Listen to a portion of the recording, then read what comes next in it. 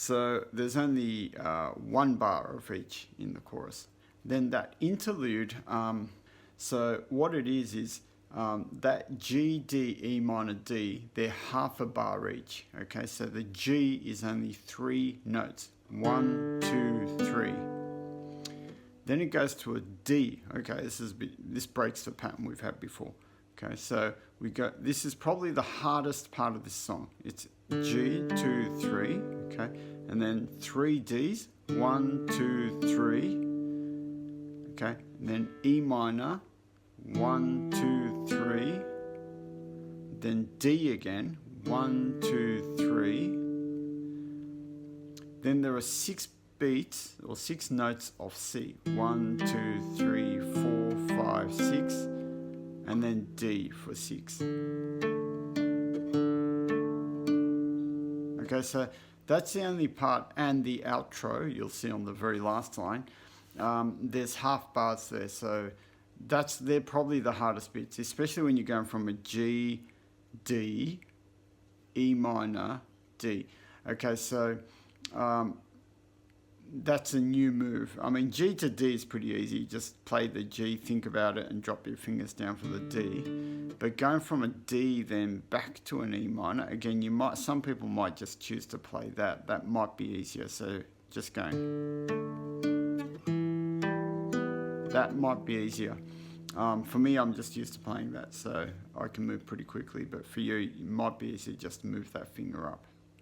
Okay, because you've got to go E minor back to a D anyway. So that might be the quicker way to do it.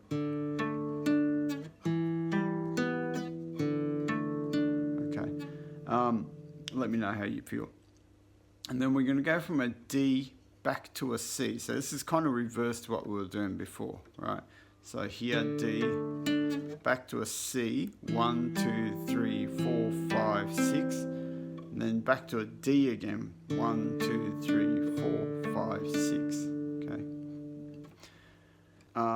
The instrumental is just normal. It's just like the verse. So it's just 2 lots of G, 6 Gs, so 12 Gs. 3, 4, 5, 6, 1, 2, 3, 4, 5, 6. E minor, 1, 2, 3, 4. 1, 2, 3, 4, 5, 6. 1, 2, 3, 4, 5, 6. 1, 2, 3, 4, 5, 6. 1, 2, 3, 4, 5, 6. 1, 2, 3, 4. Okay, and that's basically the line for the verse. So give this a go. The idea here is to stay, or first of all, get your left hand working. So know where that's going to go. Remember, right hand, I want you to get it to the stage where it's on autopilot. So it's doing its own thing. It's not going to slow down. It's not going to stop. It's not going to wait for your left finger. Okay, so put that on automatic. That way you won't break between the chords. I think what I see a lot in this, what I used to do is between the chord changes, I'd stop and think about it and play. So don't do that. While you're playing, think ahead, okay? So the verse will go 1, 2, 5, 6.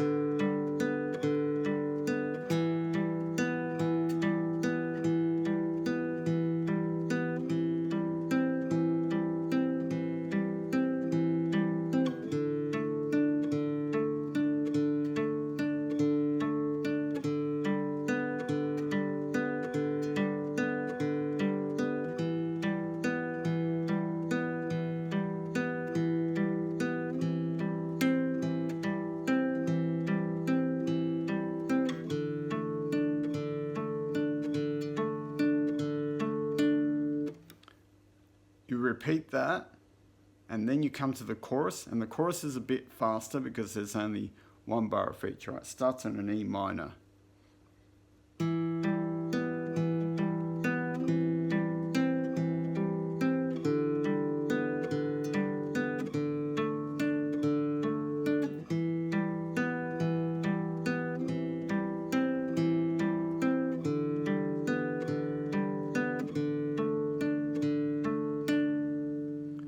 I just noticed something. There's a little trick in the verse on the second stanza, on the second block there. You'll notice there's actually a a rogue G that's been thrown in there. So actually, I should have played that. It's slightly different. So you'll see here it's G, E minor, C,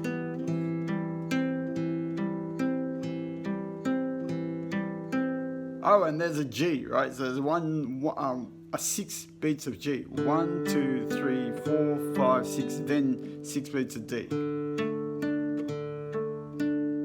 So that's a bit tricky. I missed that coming through. I thought it was the same as the first block, but it's not. So it's actually...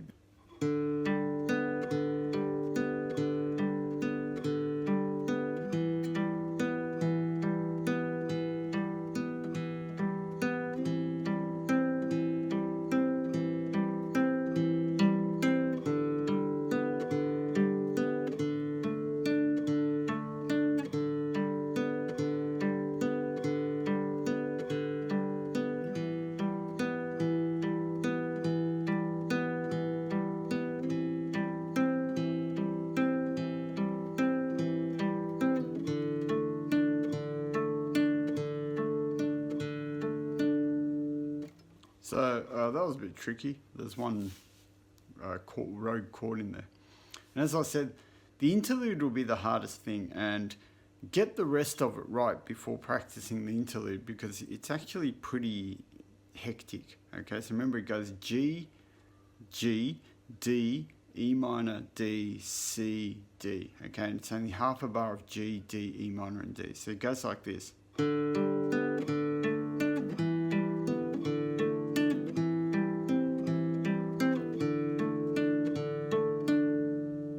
Okay, so it's pretty fast.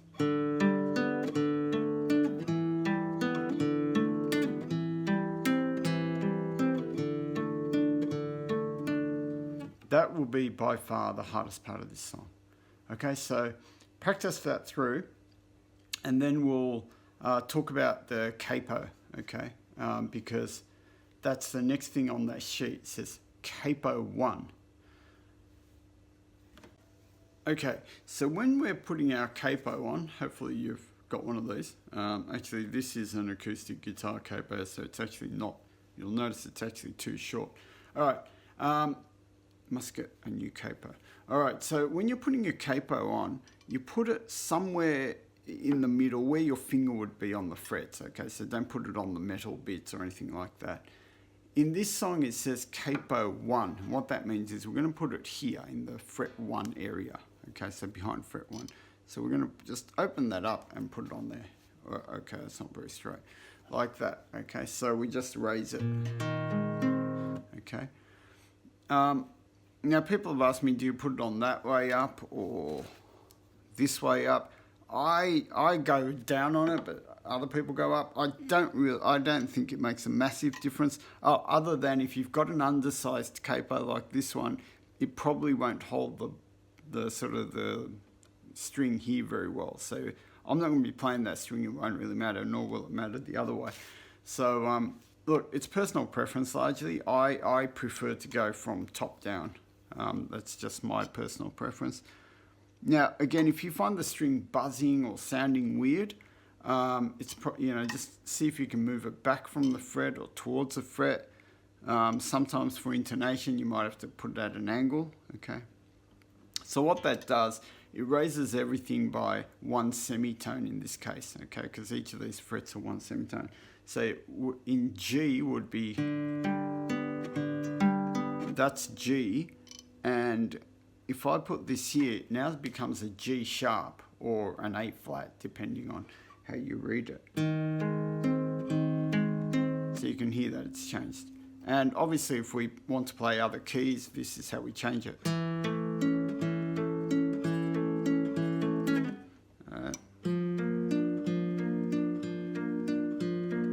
Now, normally capos are pretty much at limit here. You wouldn't go past capo 5. There are some unusual songs that use capo 6, but beyond that, you start changing the chord set. But in this case, it is capo 1. I really must get a new capo. Okay, so remember what I said in the first lesson, that capo becomes the new black line, the thick black line. So you, on your finger, you play it just as you would, as if this were the plastic nut. Okay, so this whole thing's moved. Your E minor, so your G still looks like this. Your E minor goes here. Remember, it used to be here, but it's going to go here now because this whole thing's been pushed. All right, so just pretend that that is the big black line, yeah? So it's going to be exactly the same here. C, D. Okay? So on the song, it'll just go G.